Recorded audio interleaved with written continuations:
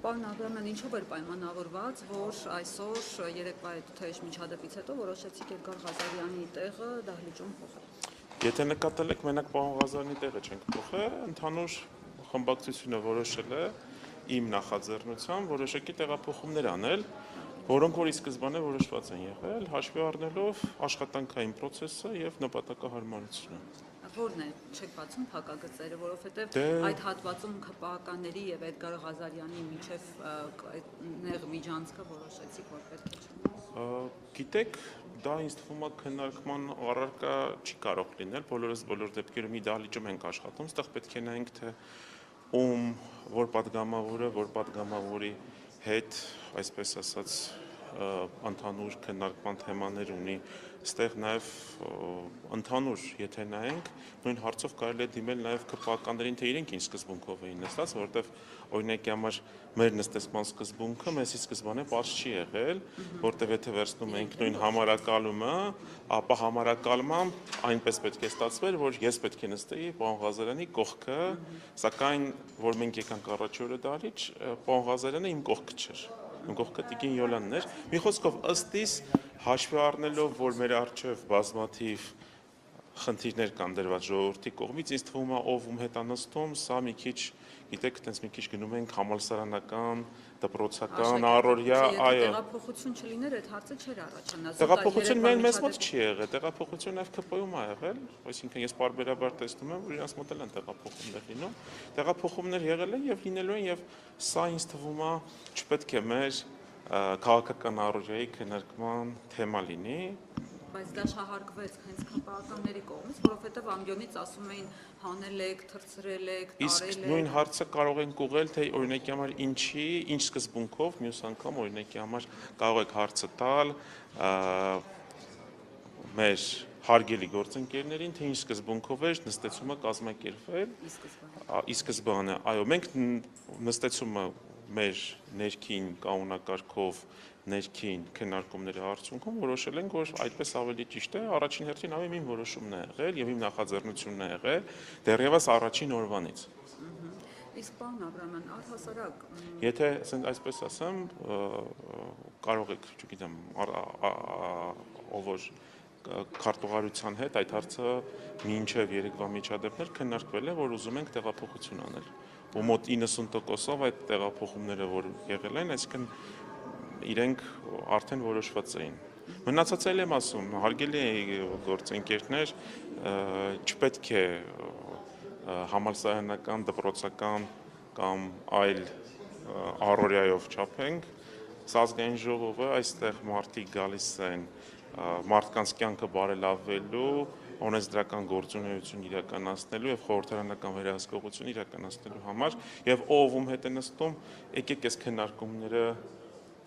ամենայն հարգանքով դադարեցնենք։ Պարոն Աբրամյան, եւ ունեք այլ տեխնացու Հայկ Ֆարմանյանից բացի, որովհետեւ հաշվի առնելով ԿՊԱ-ականների ելույթները, քննադատությունները, ենթադրվում է, որ չեն քվեարկի Հայկ Ֆարմանյանին։ Կտեսնենք, մեր տեխնացուն պարոն Հայկ Ֆարմանյանն է, որոշումը կայացվել է, քննարկումները եղել են, այո, հնչել են տարբեր տեսակի ելույթներ, ընտրությունների օրը պարզ կլինի, արդյոք պարոն Ֆարմանյանը գլխավորելու է համապատասխան հանձնաժողովը, թե ոչ։ Պարոն Աբրահամյան, որքան պետք է ռուսական համայնքների, երբ որ ԿՊ-ի պատգամավորները փորձում են ամեն բառից հարցեր, ներողություն են պահանջում։ Օրինակ, Արամ Ալինյանը եկողի ժամանակ, երբ որ ասեց մեզ որ պետք չէ դա հասկանալ, մենք ավեցին դոկտոր վիրավորական։ Իշխանության տակ դատավորների, երբ որ իրենք վնգստացող դատավոր են ասում, կներեք, իրենք ոչ մի ընդդիմախոսությամբ հանդես չեկան դրան, բայց երբ որ իշխանության տակ գտնվող ընդհանուր դատավորներ արտահայտություն են անում, ներողություն խնդրել են։ Գիտեք, չեմ ուզում իրականում մեկնաբանեմ սա, վիրավորանք է թե չէ, ինձ թվում է մեր հասարակությունը եւ դրա գնահատականը տվել է, բացի այդ, մի քանի օր առաջ ազգային ժողովը ստեղծել է էթիկայի հանձնաժողով։ Եթե ինչ-որ հարց է ծագում, եթե ինչ-որ մեկին թվում է այո, որ դա վիրավորանք է, այսինքն այդ նույն պարոն Ղազարյանի արտահայտության մասով կարող են դիմել էթիկայի հանձնաժողով, իմ ներքին համոզմամբ դա վիրավորանք չէր, պարոն Ղազենյանի այսօրվա ասածը, ինչից որ մեր գործընկերը նշեց, գիտեք, մեզ համայն հայությունն են, ամբողջ Հայաստանն են, ինձ թվում է պետք է կենտրոնանալ հիմնական խնդիրների վրա, ես չեմ ուզում անընդհատ նույն բանը կրկնել, բայց մեր երկրում կա աղքատության բարձր աստիճան։ Եվ այստեղ գալով հիմնական ժամանակը կամ ժամանակից գալի մասը ծախսել նրա վրա, որ խոսել թե ով ում վրա ինչպես նայեց կամ այս բառի մեջ վիրավորանք կար չկար, բոլոր քննարկումները լինելու են միայն սրա մասին։ Պետք է այո մնալ բարեկրթության շրջանակներում եւ աշխատել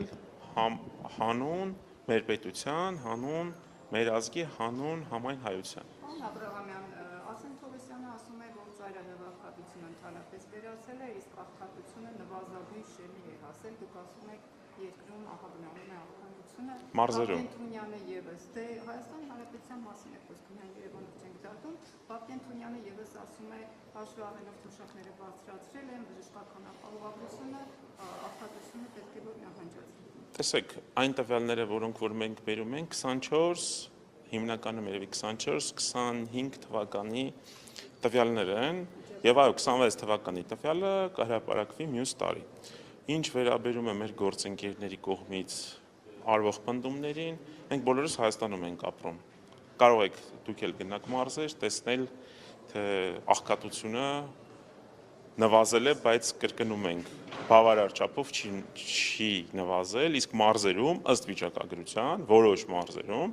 ինչպես օրինակի համար ես Տավուշի մարզը նշեցի, ինչու քննարկումը պարոն Ալեքսանյանի տեխնացության քննարկման ժամանակ էր, նշեցի, պարոն Ալեքսանյան, ձեր հայրենի մարզում համաձայն Հայաստանի Հանրապետության վիճակագրական կոմիտեի աղքատության տոկոսը այսքան է, շուրջ 39.5%։ Աղքատության բարձր մակարդակ ունենք նաև այլ մարզերում, Շիրակի մարզում ունենք բարձր մակարդակ, ունենք բարձր մակարդակ աղքատության Վայոց-Ձորի մարզում։ Դրա համար շատ բան պետք չէ։ Այո, Երևանում աղքատության մակարդակը նվազել է, բայց ելի եմ կրկնում, խոսքը ամբողջ երկրի մասին է, պետք է ամբողջ երկրի Երևանից մինչև նոյեմբերյան եւ մինչև մեղրի ամբողջ երկրի մասին խոսել։ Եվ արդյոք կառուցողական է Ռոբինյանի այն հայտարարությունը, որ ասում է,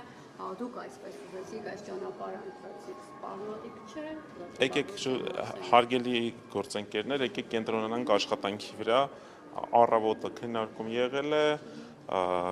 եւ այսօր կոնկրետ, այո, տեսնում եք աշխատանքային քննարկումներից էլ տեսնում ենք, որ այս հարցին եկեք էլ չանդրադառնանք, կենտրոնանանք ավելի կարևոր, մեր ժողովրդի համար ավելի կարևոր ինչը, ժողովուրդ, մեզ